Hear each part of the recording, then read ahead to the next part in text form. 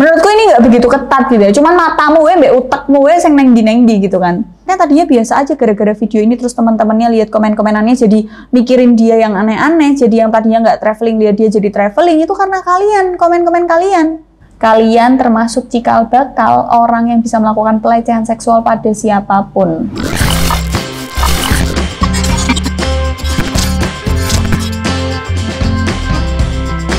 Hai semuanya, gimana kabar kalian teman-teman? Semoga sehat selalu, semoga baik-baik aja. Jangan lupa jajan.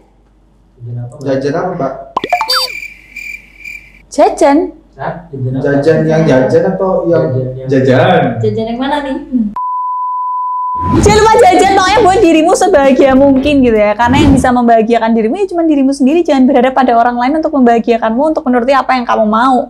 Ini masih di bulan Agustus, tapi udah akhir bulan. Masih di bulan-bulan kemerdekaan Indonesia gitu ya. Kemarin kan kita habis 17-an gitu kan. Pasti banyak di antara rumah-rumah kalian yang mengadakan lek-lekan gitu ya. Termasuk di rumahnya Mas Bagus sampai sambat gitu ya. Karena depan rumahnya sound system gede banget saomah gitu ya. Padahal dia masih punya anak kecil. Akhirnya anaknya ngungsi di sini dan anaknya pasti tak bikin nangis.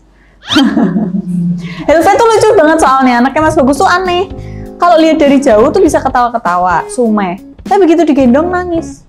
Begitu digendong terus dia lihat, loh kok bukan bapakku, bukan ibuku, terus nangis.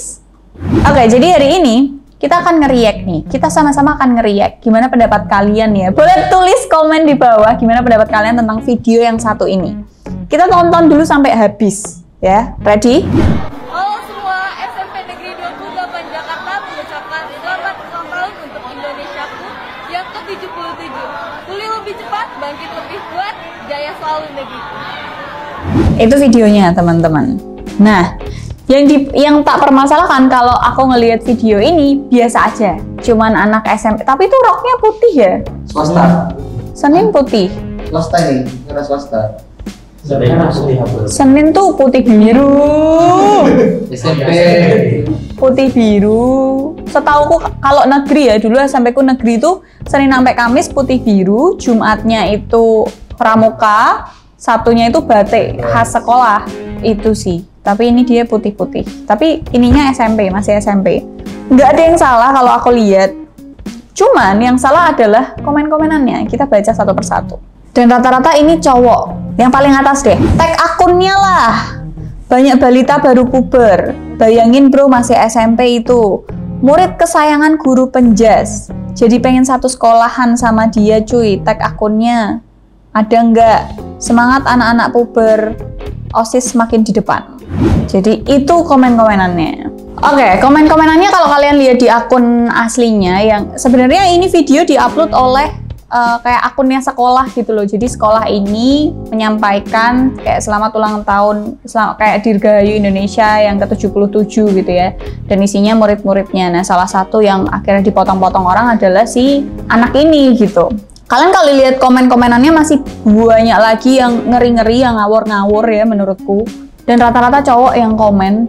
Mungkin ada segelintir orang yang akhirnya belain anak ini, cuman masih ketutup sama komen-komen cowok-cowok yang ngeri-ngeri gitu ya. Aku belum ngelihat komen cewek yang parah di sini.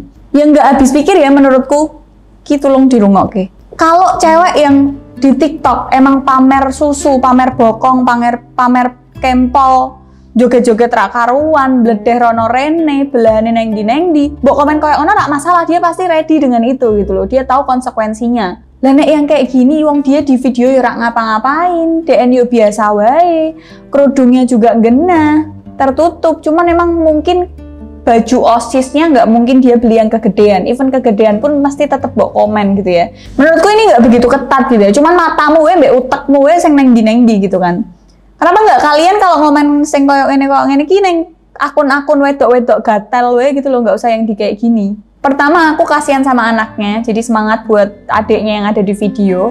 Ya kita nggak ada yang tahu ya dia di luar gimana, tapi mungkin dia nggak berekspektasi kalau aku masuk ke akun sekolahku sendiri, terus komen-komenannya kayak gini, mungkin dia nggak berekspektasi kayak gitu. Anak-anak yang baru lahir yang masih SMP, SD itu kan generasinya sudah beda sama kita. Melek sosial media juga udah beda. Ibu-ibu mereka juga masih ibu-ibu muda yang sudah melek sosial media, bahkan punya akun sosial media yang menurut kita followersnya cukup oke dan cukup aktif. Informasi yang didapat pasti lebih banyak. Kalau kalian perhatiin, anak-anak di bawah kita, umurnya di bawahku, di bawah 25 tahunan ke bawah gitu ya, yang masih SD SMP, sekarang lebih bongsor-bongsor badannya dibanding kita. Bahkan tumbuh kembangnya tuh lebih wow daripada kita. Karena apa? Menurutku pertama, informasi sudah lebih gampang untuk didapat. Contoh, kalau zaman dulu setauku, bayi lahir cuma minum ASI sama air tajin. Sekarang enggak. Udah ada susu formula yang untuk 0 sampai 6 bulan dan itu formulasinya bagus banget, kayak beberapa merek susu yang mahal-mahal yang satu kaleng besar harganya kayak 300 sekian, hampir 400, bahkan ada yang lebih mahal daripada itu untuk kasus-kasus tertentu. Zaman dulu itu nggak ada, susah didapat, nggak semua orang bisa beli, nggak semua orang mampu beli, nggak semua orang juga tahu, kecuali dianjurin sama dokter untuk, Bu, anaknya begini-begini harus pakai susu formula yang ini ya. Zaman sekarang beda.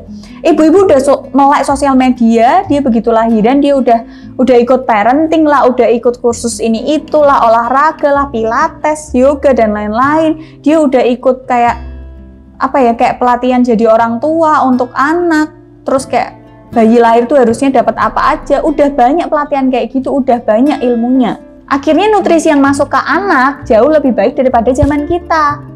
Di zaman kita mungkin SMP awake doh krempeng-krempeng, lurus-lurus kok papan kok bihun.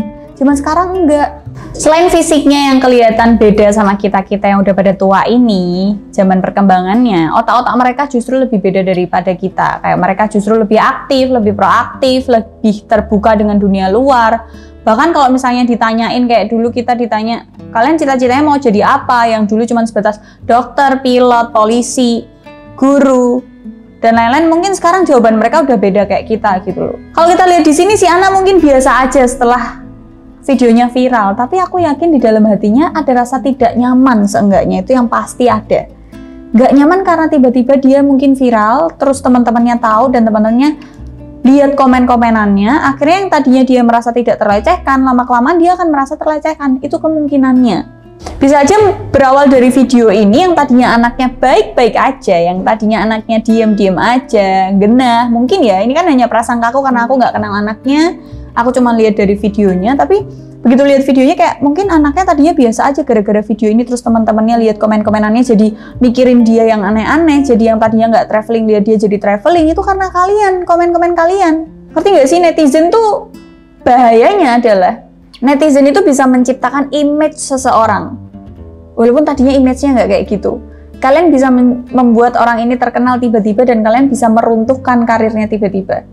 Itu bahayanya kalian. Dan anehnya lagi, komentar-komentar kalian nggak nyambung sama konteks yang ada di dalam video. Padahal di videonya itu konteksnya lagi ngasih ucapan untuk negara kita tercinta gitu ya, 17-an gitu. Terus tapi komen-komen kalian mengandung kata-kata yang negatif menurutku. Buat netizen ya, kontrol utekmu.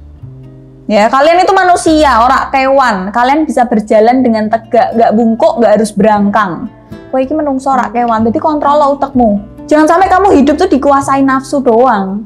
Wajar kamu ngomong kayak gitu, komen kayak gitu, tapi dalam hati aja, nggak usah diketik gitu loh. Ngerti tak?